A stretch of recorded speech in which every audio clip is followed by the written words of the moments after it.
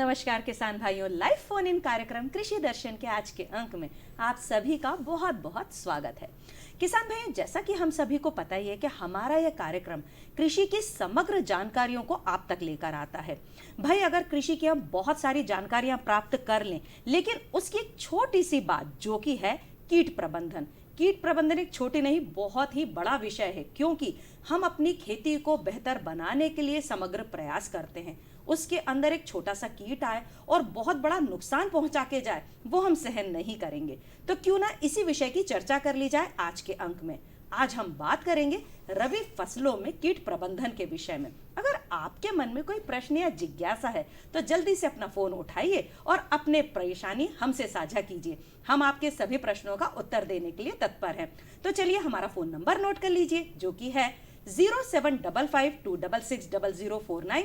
साथ ही साथ हमारा टोल फ्री नंबर 1800233040। आपके प्रश्नों का हमें इंतजार रहेगा। तो चलिए मिलते हैं आज के हमारे विशेषज्ञ से, जो कि है रविंद्र मोदी, उप संचालक कृषि हैं भोपाल से। नमस्कार सर, बहुत बहुत स्वागत है आपका। सर, सबसे पहले तो ये बताइए कि मौसम में अचानक बदलाव आया है, बहुत बारिश हो रही है, ठंड बहुत बढ़ गई है, कहीं कहीं तो ओले भी गिर गए। ऐसे में हमारे किसान भाइयों को क्या करना चाहिए?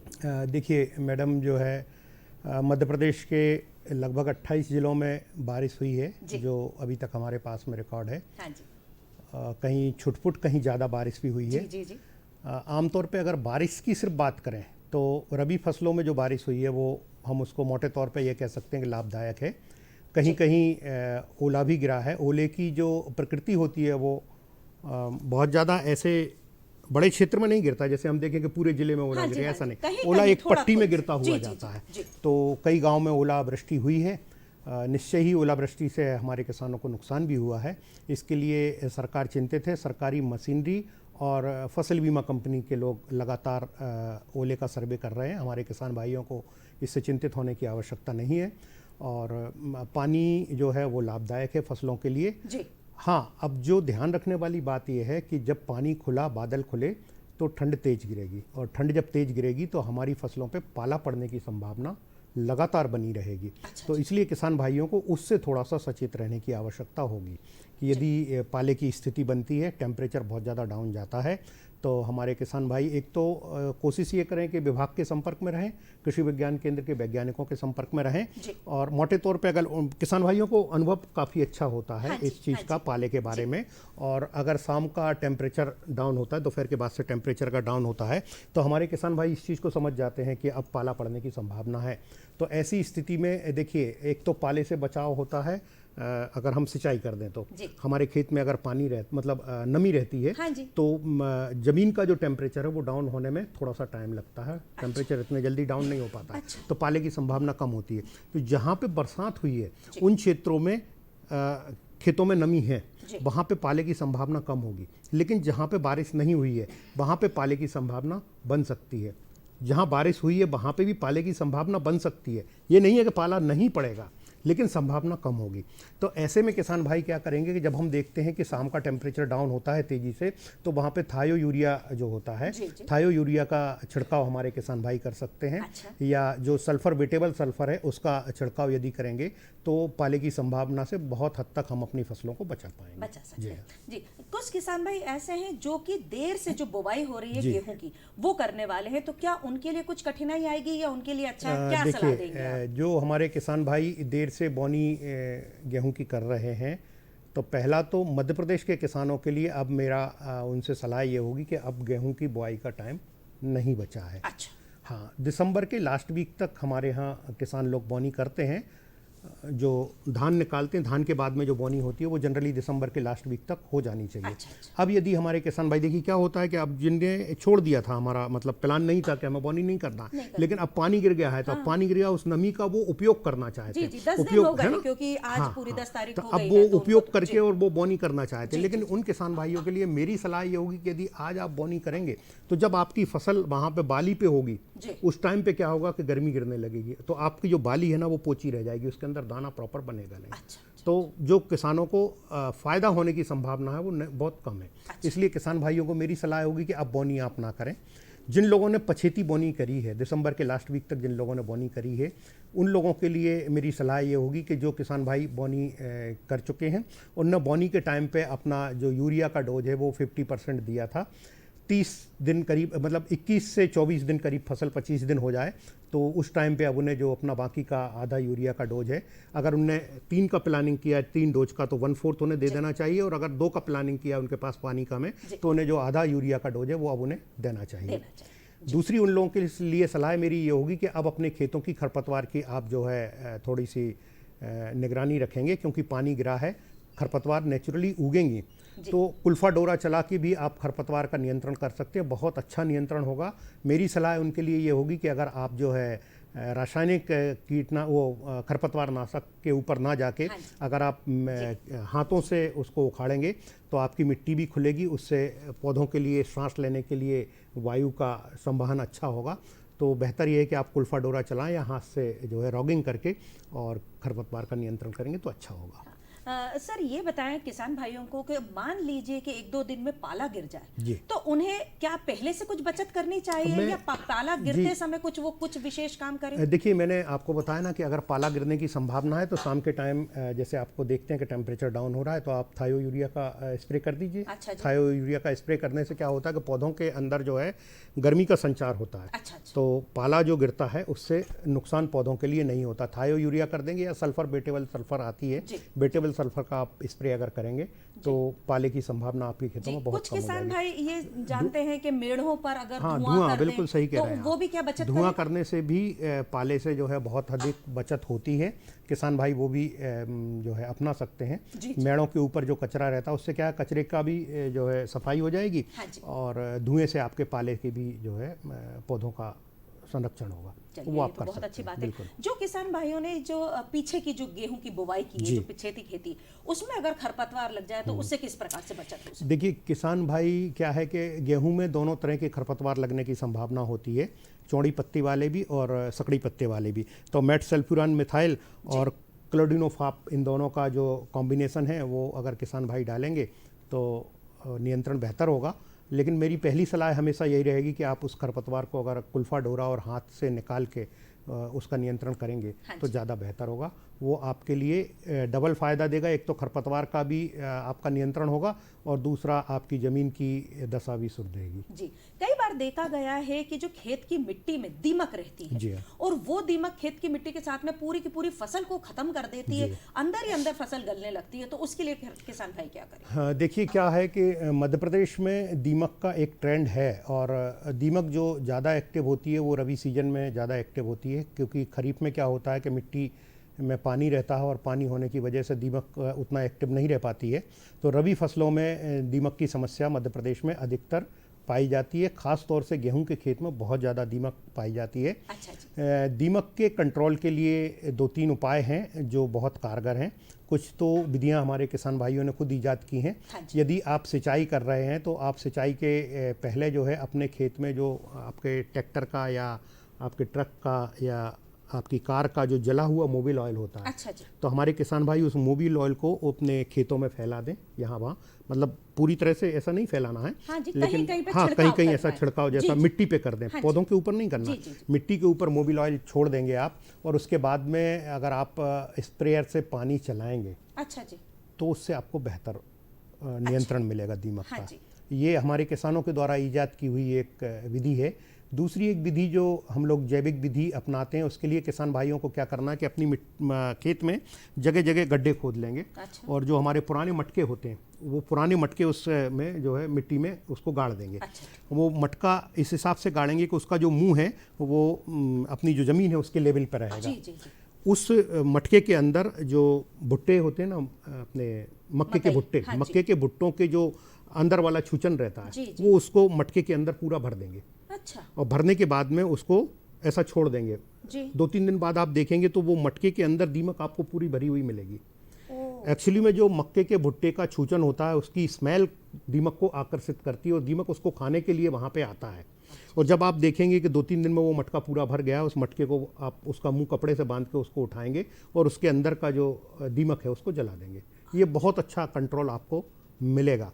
ये अगर किसान भाई, हाँ जी, अगर किसान भाई करें तो ये बहुत बिना अच्छा, लागत की बिल्कुल बहुत ही अच्छा बिल्कुल रोकथाम बहुत हो अच्छा सकता है। उपाय है। जी उसके अलावा अगर आप केमिकल उपाय चाहते हैं तो किसान भाई क्लोरपायरीफास जो दवा है उसका करीब 3 लीटर प्रति हेक्टेयर के हिसाब से उनको दवा लगेगी। 1000 लीटर पानी में 3 लीटर दवा का घोल बनाएंगे और जो आपका स्प्रेयर पंप है, स्प्रे पंप है, उसका नोजल निकाल देना है। और नोजल निकाल के जो आपकी फसल लगी है उसकी जो लाइन है उसके किनारे किनारे से आपको ज़मीन में उसकी ड्रेंचिंग करनी है। मतलब उसकी धार आप ज़मीन पे गिराते हुए जाएंगे। तो वो धार जो है वो वो है क्लोरपायरीफास, वो दवा ज़मीन में बैठेगी। जी जी, उसके फ्यूम्स से दीमक नष्ट हो जाएगा। वो उसकी जो वेपर्स निकलते हैं वो जहरीले होते हैं और उससे दीमक अच्छी तरह से आपका नष्ट हो जाएगा। तो ये 2-3 उपाय हैं, हमारे किसान भाई इनको अपना सकते हैं और अच्छा उपचार उसके लिए पा सकते हैं। गेहूं की फसल में कौन कौन से कीट नुकसान पहुंचाते हैं? देखिए, मोटे तौर पे अगर देखा जाए तो गेहूं की फसल में कीटों का आक्रमण बहुत कम होता है। मुख्य जो है वो दीमक ही है। अगर दीमक गेहूं की फसल में लगता है तो नुकसान ज़्यादा होता है, लेकिन दलहनी फसलों में जो है कीटों का नुकसान ज़्यादा होता है। गेहूं की फसल में कीटों से जनरली नुकसान नहीं होता है। अच्छा जी जी, किसान भाइयों हमारी चर्चा जारी रहेगी, लेकिन अभी रुकते हैं एक छोटे से ब्रेक के लिए। ये बात है। हाँ, क्यों?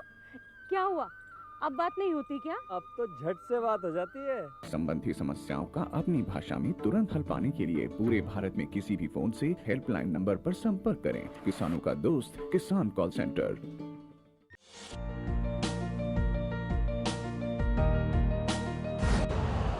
यूरिया का स्वदेशी उत्पादन 70 लाख टन बढ़ाने के लिए 6 उर्वरक संयंत्रों का उद्धार किया जा रहा है।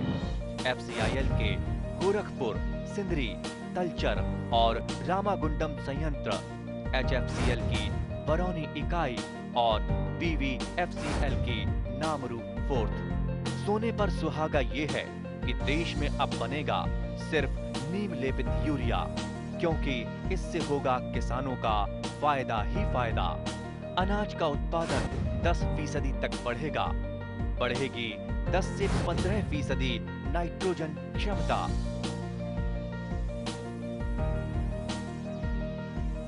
सर, सबसे पहले तो आप जब बात हमारी चल रही थी तो किसान भाइयों को परेशान करता है जड़ माहू।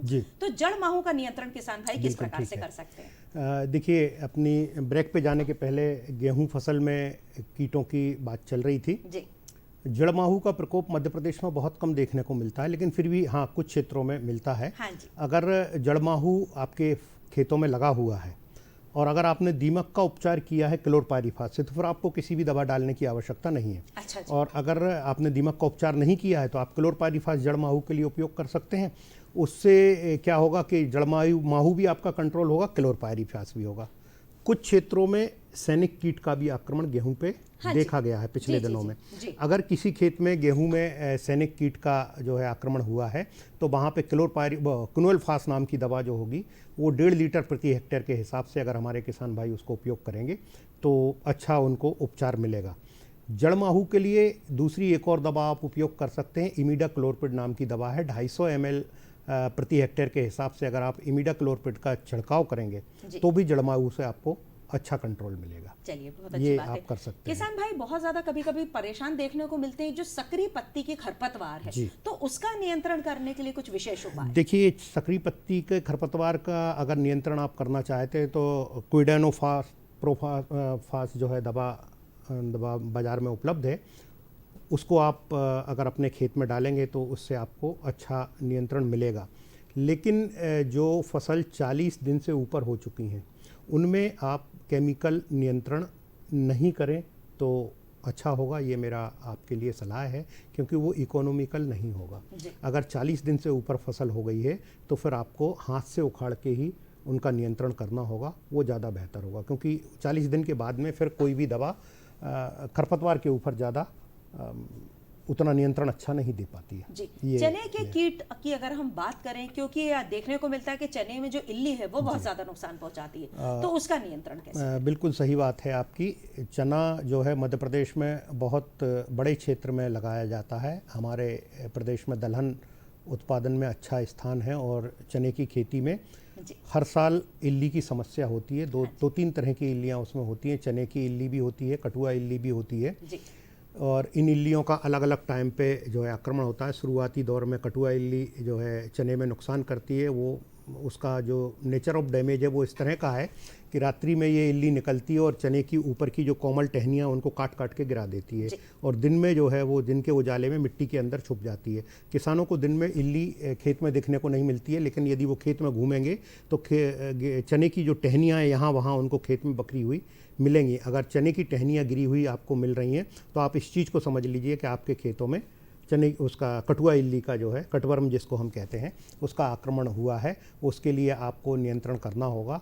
नियंत्रण करने के लिए आप क्विनोलफास या क्लोरपायरीफास दोनों में से कोई भी दवा 1.5 लीटर मात्रा लेके और उसका छिड़काव करेंगे तो आपको अच्छा नियंत्रण मिलेगा। अब जिन खेतों में घेंटी बन गई है और वहाँ पर जो है फिर चने की इल्ली का आक्रमण होता है जिसको हम हेलिकोबर्पा आर्मीजीरा कहते हैं। अगर इस तरह की इल्ली, वो इल्ली क्या करती है, एक तो पत्तियां भी खाती है, कोमल टहनियां भी खाती हैं। वो चने की घेंटी में छेद करके उसमें आधा शरीर उसका अंदर हो जाता है जिससे वो दाना खाती है, आधा शरीर बाहर आपको दिखाई देगा उसमें। तो अगर इसका आपके खेत में आक्रमण हुआ है तो आप ट्राइजोफास नाम की दवा लेंगे और करीब 1 लीटर दवा प्रति हेक्टेयर के हिसाब से अपने खेतों में अगर स्प्रे करेंगे पानी में घोल बना के। पानी की मात्रा करीब 1000 लीटर होनी चाहिए, उससे कम पानी मत रखिए, नहीं तो अच्छा आपको कवरेज नहीं मिलेगा। 1000 लीटर में आप जो है 1 लीटर दवा का प्रयोग करेंगे तो आपको अच्छा नियंत्रण मिलेगा। जी जी जी। तिलहनी फसलों में भी देखा गया कीट प्रकोप, तो उनके लिए अगर आप कुछ सलाह देना चाहें, क्योंकि हमारे बहुत सारे किसान भाई ऐसे हैं जो अपने खेतों से तिलहनी फसल जी बिल्कुल सही है। मध्य प्रदेश में जो है हमारा नॉर्थ का जो क्षेत्र है वहाँ पे सरसों बहुत ज़्यादा लगाई जाती है, और सरसों में इस समय माहू का प्रकोप जारी है और जारी होगा। जिन क्षेत्रों में पानी गिरा है, माहू जो होता है बड़ा कोमल कीट होता है, अगर पानी गिरा है वहाँ पे तो आप जाके खेतों में देखें तो माहू आपकी धुल गई होगी, बहुत कम उसका प्रकोप बचा होगा। लेकिन यदि जिन क्षेत्रों में पानी नहीं गिरा है या जहाँ पानी गिरा भी है और माहू साफ़ नहीं हुआ है, उन क्षेत्रों में माहू के नियंत्रण की आवश्यकता हमारे किसान भाइयों को होगी। और माहू जो है तिलहनी फसलों में भी लगता है और हमारी मसूर भी बहुत सारे क्षेत्र में लगाई जाती है। मसूर में भी माहू का प्रकोप देखने को मिलता है कभी कभी। तो इन फसलों में अगर माहू का प्रकोप है तो इमीडाक्लोपिड नाम की दवा का आप 250 ml मात्रा लेंगे और उसका आप स्प्रे करेंगे तो आपको बढ़िया कंट्रोल उसका मिलेगा। जी जी। चूहों को भी देखा गया है, क्योंकि किसान भाइयों को बड़ी परेशानी होती है कि उनके खेतों में चूहे आक्रमण कर देते हैं और जड़ों से ही पूरे पौधे उनको गिरे हुए मिलते हैं अगले दिन सवेरे जब वो जाते हैं। तो चूहों का नियंत्रण किस प्रकार से किया जाए? रबी फसलों में जो है मध्य प्रदेश में देखा गया, मध्य प्रदेश में क्या भारत वर्ष में पूरे में चूहों से भारी नुकसान होता है। रबी फसलों में चूहे जो है खेतों में बड़े बिल बना लेते हैं और उनके अंदर चूहे रहते हैं और चूहों से भारी नुकसान होता है। तो अगर आपके खेतों में इस तरह की समस्या है कि चूहे आपके खेत में नुकसान कर रहे हैं तो उसके लिए आप क्या करेंगे कि एल्युमिनियम फास्फाइड नाम की दवा आती है, 3 से 4 ग्राम दवा लेंगे, 1 किलो आटे में उसको मिक्स कर देंगे, उसमें थोड़ा सा गुड़ और थोड़ा सा तेल मिला के उसकी गोलियां बनाएंगे और गोलियां बना के जो चूहे के बिल आपके खेतों में हैं वो उसके आसपास आप बिखरा देंगे, उससे आपको अच्छा नियंत्रण मिलेगा। लेकिन इस उपाय को अपनाने के पहले आपको क्या करना होगा कि 2-3 दिन तक आप गेहूं, गुड़ और तेल की गोलियां ऐसी बना के और खेतों के बिलों के आसपास बिखराएंगे। उससे क्या होगा कि चूहे को, ये चूहा जो है बहुत समझदार प्राणी है। अगर मान लीजिए एक चूहा उस गोली को खा के मर गया है तो वो कुछ इस तरह के निशान वहाँ पे बना देते हैं कि दूसरे चूहे उसको फिर खाते नहीं हैं। तो इसलिए आपको 2-3 दिन तक जो है आप साधारण गोलियां आप डालेंगे जिससे चूहे उसको खा के उनको ये विश्वास होगा कि नहीं ये गोलियां कोई नुकसानदायक नहीं है। अच्छा, मतलब उन जीव को भी ये पता है कि उसको क्या ट्रैप खाना में चाहिए। आपको लाना पड़ेगा। 2-3 दिन तक आप उसको ट्रैप में लाइए और ट्रैप में लाने के बाद में चौथे दिन जो है आप पॉइजन वेट वाली जो आपने दवा की गोलियां बनाई हैं उसको आप फैलाएंगे तो आपके चूहों को एकदम से कंट्रोल मिलेगा आपको। हमने बात की जो इल्ली है, कीट है, इनके जो हम जो कीटाणु के लिए जो आप दवाइयां डाल रहे हैं, लेकिन जैविक नियंत्रण किस प्रकार से? मैं भी यही सोच रहा था मैडम कि हमने जैविक नियंत्रण की बात नहीं की है। मध्य प्रदेश राज्य जो है वो हमारा जैविक राज्य के नाम से भी जाना जाता है। हमारे यहाँ पे बहुत सारा जैविक उत्पाद होता है। माहू के लिए यदि हमें जैविक कंट्रोल करना है तो हमारे किसान भाई क्या करेंगे, एक पीले रंग का बोर्ड बनाएंगे, जो लकड़ी का भी हो सकता है, वो टीन का भी हो सकता है। उस पर पीले कलर को आप उसको ऑयल पेंट को पोत देंगे और उसके ऊपर जो ग्रीस आता है उस ग्रीस को आप लगा देंगे और उसको जगह जगह अपने खेतों में अगर खड़ा कर देंगे तो माहू पीले कलर की तरफ आकर्षित होता है और वो जाके उसमें चिपक जाएगा और माहू से आपको अच्छा कंट्रोल मिलेगा। अगर इल्लियों के लिए हम जैविक कंट्रोल चाहते हैं तो हम अपने खेतों में ऐसे टी आकार की खूंटियां लगा देंगे। उन खूंटियों के ऊपर चिड़ियां बैठती हैं और वो चिड़ियां जो हमारा फसल है उसमें जो इल्लियां रेंग रही हैं उनको चुन चुन के खा जाती हैं, उससे जो है अच्छा नियंत्रण होगा। अगर लेटर स्टेज में हमारी फसल पहुंच गई है और उससे कंट्रोल की संभावना कम बची है तो हम लोग HNPV नाम का वायरस आता है उसको आप उपयोग कर सकते हैं, हमारे खेतों में स्प्रे कर सकते हैं।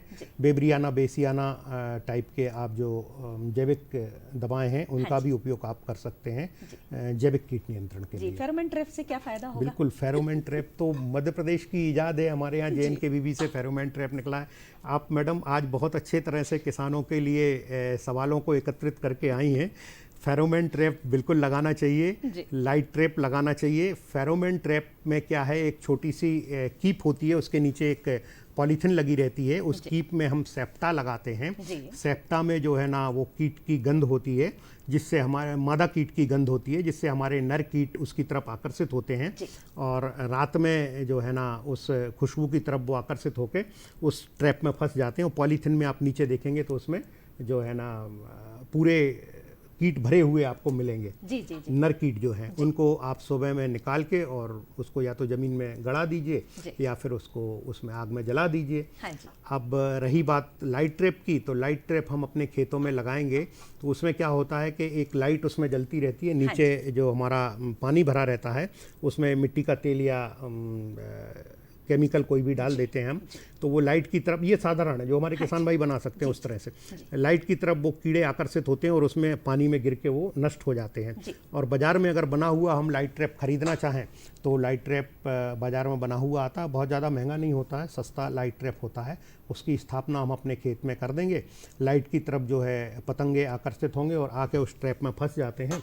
सुबह को उस ट्रैप को खाली करके या तो उसमें हम नुवान का एक रुई में थोड़ा नुवान लेके उसके अंदर डाल देंगे तो वो कीट सारे उसमें मर जाएंगे और उनको निकाल के और फिर जमीन में गड़ा देंगे या जला देंगे, इस तरह से उनको नष्ट कर सकते हैं। अगर आप किसान भाइयों को ये बताना चाहें कि कितने समय पर कितने कीड़े आने तक उनके लिए एक सेफ कंडीशन जिसे कहना चाहिए कि चलिए भाई इतने दिनों में इतने कीड़े आए तो मेरी फसल, लेकिन अगर कितनी मात्रा के बाद में कीड़े आने लगे तो अब उन्हें फिर रासायनिक और जाना पड़ेगा। देखिए उन्हें कैसे पता क्या है कि ये हर फसल में अलग अलग कीड़ों की संख्या है कि किस फसल में कौन सा कीड़ा कितनी संख्या तक आता है, तो उसके लिए हमें केमिकल ट्रीटमेंट के लिए जाना चाहिए। लेकिन मोटे तौर पर अगर हम देखें तो अगर 1 to 2 AMR मतलब 1 से 2 इल्लियाँ प्रति मीटर अगर हमें प्राप्त हो रही हैं तो हम ये मानेंगे कि अब हमारी फसल में इल्लियों का अटैक हो गया है और हमें उसका नियंत्रण करना चाहिए। तो इसके लिए हमें क्या करना होगा कि हमारी जो फसल की 2 लाइनें बनी हुई हैं उन 2 लाइनों के बीच में हम एक सफ़ेद कपड़ा या कोई सफ़ेद पॉलीथीन या सफ़ेद बैग, जैसे यूरिया की बोरी आती है सफ़ेद रंग की, उसको हम बिछा लेंगे। आधा मीटर इस लाइन का और आधा मीटर इस लाइन का, ये दोनों मिला के 1 मीटर हो जाता है। इन दोनों की जो पौधे हैं उनको आपस में मिला के हम जोर से ऐसा हिलाएंगे, जब हिलाएंगे और नीचे उसमें इल्लियाँ गिरेंगी तो उस जो सफ़ेद कपड़ा या जो भी सफ़ेद सरफेस है उसके ऊपर वो इल्लियाँ अच्छी तरह से आपको दिखाई देंगी और उनकी आप गिनती कर लेंगे। अगर 2 से ज़्यादा इल्लियाँ आपको 1 मीटर में दिखाई दे रही हैं तो आपको नियंत्रण पे जाना चाहिए, ये मेरी सलाह होगी। जी, एक बार और फिर से अगर आप बता दें नियंत्रण के लिए कौन सी दवा, क्योंकि किसान भाई जो हमारे देर से जुड़े हैं उन्हें अगर पता चल जाए तो वो अभी भी नियंत्रण कर सकते हैं। देखिए, जड़ माहू के लिए जो मैंने बताया था इमिडाक्लोपिड दवा जो है वो उपयोग करेंगे, या थायोमेथोक्साम 200 ml, इमिडाक्लोपिड अगर ले रहे हैं तो 250 ml और थायोमेथोक्साम अगर ले रहे हैं तो 200 ml। ये इन दोनों में से एक दवा कोई भी, दोनों नहीं डालना। ये जड़ माहू के लिए आप जो है उपयोग करेंगे। अगर सैनिक कीट आ रहा है तो उसके लिए आप इमिडाक्लोपिड दवा का उपयोग करेंगे 250 ml। अगर मान लीजिए चने में इल्लियों की समस्या है तो इल्लियों की समस्या के लिए आप क्लोरपायरीफास, गुनोल्फास, इन दोनों में से कोई भी एक दवा 1.5 लीटर प्रति हेक्टेयर के हिसाब से डालेंगे। पानी की मात्रा 800 से 1000 लीटर रखेंगे। अगर मान लीजिए आपको ज़्यादा बड़ी इल्लियाँ या ज़्यादा मात्रा में इल्लियाँ हो गई हैं तो आप ट्राइजोफास नाम की दवा 1 लीटर प्रति हेक्टेयर के हिसाब से अपने खेतों में स्प्रे करेंगे। अगर आपकी फसलों पे माहू है, माहू का नियंत्रण आप चाहते हैं तो माहू के लिए आपको इमिडाक्लोप्रिड नाम की दवा 250 ml है, इसको आप उपयोग करेंगे। अच्छा जी। अब रही बात दीमक की, हाँ जी। अगर आप दीमक का कंट्रोल करना चाहते हैं तो आपको क्लोरपायरीफास जो दवा है वो 3 लीटर प्रति हेक्टेयर के हिसाब से आपके जो पंप है, पंप का नोजल खोल के उसकी ड्रेंचिंग मतलब एक लाइन आपको खेतों में अपनी फसलों की किनारे किनारे से आपको फैलाना है, उससे आपको जो है क्लोरपायरीफास से दीमक का कंट्रोल मिलेगा। अब एक जो मेरे मन का प्रश्न है जी बताएं। कि हम एक साधारण व्यक्ति हैं, हमें पता है कि पड़ोस के घर में डाका पड़ा है तो मुझे क्या लेना देना। ऐसा ही हुआ कि एक खेत वाले जो किसान हैं कि उनके खेत में तो आए कीड़े, मेरा खेत तो अभी सेफ है, तो क्या ये कहाँ तक सही है? किसान भाई को कब अपनी चेतना जागृत करनी पड़ेगी कि नहीं वो तो पड़ोस वाले के पास में बीमारी, हमारे तो है ही नहीं। बिल्कुल सही आपने मैडम बोला है, ये हमारे किसानों की टिपिकल मेंटेलिटी है जी। और वो बिल्कुल यही सोचते हैं कि मेरे खेत में तो नहीं है, उसके खेत में है, तो वो नियंत्रण कर रहा है। अब देखिए समस्या क्या होती है कि जब हमारे किसान भाई कीड़ों का नियंत्रण के लिए कोई स्प्रेइंग करते हैं, तो जब स्प्रेइंग करते हैं तो उस खेत में कीड़े आना बंद हो जाते हैं, जो पतंगे हैं फिर वो हमारी फसलों में बैठेंगे। तो इसलिए अगर मान लीजिए हमारा पड़ोसी स्प्रेइंग कर रहा है तो हमें उसके लिए मेंटली प्रिपेयर रहना चाहिए कि अगले हफ्ते में हमारे खेत में आक्रमण होने वाला है कीड़ों का। हाँ जी। और उसके लिए हमें मेंटली प्रिपेयर होना चाहिए और हमें लगातार उनकी निगरानी रखना चाहिए। अगर हम देखते हैं कि अगर 2 IMRL से ज़्यादा इल्लियाँ हमारे खेतों में हो गई हैं तो फिर हमें स्प्रेइंग के ऊपर जाना चाहिए। अच्छा जी। जब बाली आती है चलते चलते, जल्दी से आप बताएं, तो तब स्प्रिंकलर का उपयोग कितना आवश्यक है? बिल्कुल सही कह रहे हैं, बिल्कुल भी आवश्यक नहीं होता है। अच्छा जी। अगर आपके खेतों में बाली बन रही है तो उस समय पे आपको सिंचाई भी स्प्रिंकलर से नहीं करनी है और किसी भी तरह का स्प्रेइंग आपको नहीं करना है, क्योंकि बाली बनते समय अगर उसमें स्प्रेइंग होगी या पानी गिरेगा या आप जो है स्प्रिंकलर से सिंचाई करेंगे तो उसके फूल झड़ जाएंगे और आपकी फसलों को भारी नुकसान होने की संभावना है। इसलिए जब भी बाली आती है उस टाइम पे आपको स्प्रिंकलर से सिंचाई भी नहीं देना है और आपके स्प्रेयर से आपको दवा भी नहीं डालनी है। जी, तो बाली के समय किसान भाइयों को ये पहले ही सोच लेना पड़ेगा कि मुझे पानी कब देना है, स्प्रिंकलर बिल्कुल नहीं चलाना है, दवा बिल्कुल नहीं देनी है, नहीं तो इसका उल्टा प्रभाव उनकी बाली पर होता है। कई बार ये देखने को मिला है कि बाली के अंदर दाने नहीं बन पाते, तो वो किस गलती से? देखिए, दाने ना बनने के बहुत सारे कारण हैं। उसमें केमिकल की मतलब कोई न्यूट्रिएंट की कमी भी हो सकती है, कोई बीमारी जैसे कंडुआ रोग है या गेरुआ रोग है, इसके कारण भी बाली ना बनने का कारण हो सकता है, या दीगर कारण कोई मान लीजिए इंसेक्ट ऐसा लग गया है, सकिंग पेस्ट कोई ऐसा लग गया है जो बालियों का रस मतलब जो दूध है वो दाने का दूध जो है वो चूस ले गया है और उसकी वजह से, तो वो तो स्थिति अगर ऐसी बन रही है तो जो जब तक उसकी फसल का प्रत्यक्ष निरीक्षण नहीं होगा तब तक यहाँ से बता पाना बहुत संभव नहीं हो पाएगा कि किस कारण से है। तो उसके लिए आप हमारे जो नज़दीकी कृषि विज्ञान केंद्र के वैज्ञानिक हैं उनसे संपर्क करें या हमारे जो कृषि विभाग के अधिकारी हैं उनसे संपर्क करें तो उसकी समस्या का समाधान हो पाएगा। सर, आप आए हमारे स्टूडियो में और हमारे किसान भाइयों को इतनी रोचक जानकारी दी, उसके लिए आपका बहुत धन्यवाद मैडम। धन्यवाद नमस्कार किसान भाइयों, फिर होगी मुलाकात एक अन्य कृषि संबंधित जानकारियों के साथ। तब तक के लिए मुझे आज्ञा दीजिए, नमस्कार।